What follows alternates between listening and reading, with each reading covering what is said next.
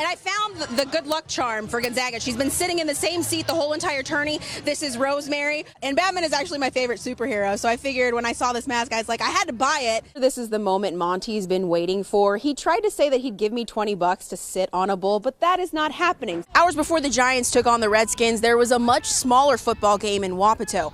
What's at stake?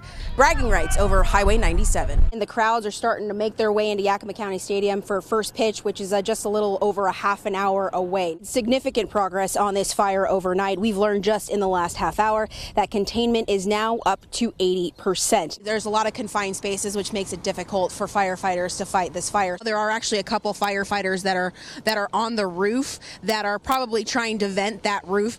Friday night football. A staple at high schools across Washington. But on Friday nights in Zilla, there's football and senior Eric Moore. He wanted to be a statistician when he grew up, so we tried to figure out a way to make Eric a part of the program. Eric was born with cerebral palsy, and he's quadriplegic. But to his team, he's Ocho Cinco, and every season, while he was counting stats, Coach Brown would ask him the same question. Eric, do you want to run the football? And every year it's no, no, no. And then finally this year we said, if we get you a helmet that's lighter than the boys, would you do it? And he finally said yes. Eric's moment finally came last Friday night. The Leopards were playing Cleellum. I went to him when we had a minute 30 to go in the third quarter, and I said, Eric, are you ready? And his yes is his left hand, and he was just shaking. And I said, well, we're going on in a minute 30. His friend and teammate, Riker Carlisle, would help him run the ball. The huddle. When we got in there, I brought him to the front, and 32, Eric on one, and broke it out, and he was just flailing. It was awesome. Van Kempsey hands off to Moore. He's at the 20, the 10, the 5. Touchdown, Leopard! Eric's family watched him score his first TD from the end zone. I was just a complete mess, huh, Eric? Yeah. Coach Brown waited for him on the sideline. Atta baby, Eric! Atta baby! Atta An unforgettable moment for the coaches, the players, and most of all, for Eric. A lot of emotions. It's pretty neat to have it finally come. It's pretty cool.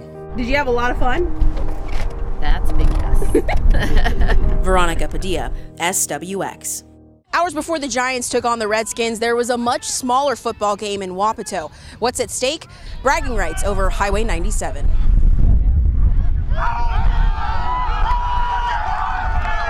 These guys wait all year to hit each other, and to be honest, this is where, you let loose. Wapato and Toppenish, two small Yakima Valley towns known for guns, gangs, and violence. But football is bringing them together. What we're trying to do is get all of the guys from the lower valley down, Toppenish and Wapato, and create a positive impact. That's how the Toppenish Wapato Alumni Thanksgiving Turkey Bowl was born. A tradition going back at least 15 years, keeping the rivalry alive long after graduation. We regulate it so once you're down, and we're not hurting each other or falling on each other, and we watch each other's back. The game is full contact. Gritty and intense. Kids in high school come out and play. 40-year-olds come and play. I mean, it gives us that high school football, that adrenaline rush, makes us feel young again. And after nearly 2 hours, Toppenish beats Wapato 7-0. But the final score isn't what matters, because every year, both of these towns come out winners on Thanksgiving. We're here to have a great time. We're here to bring communities together and just have fun.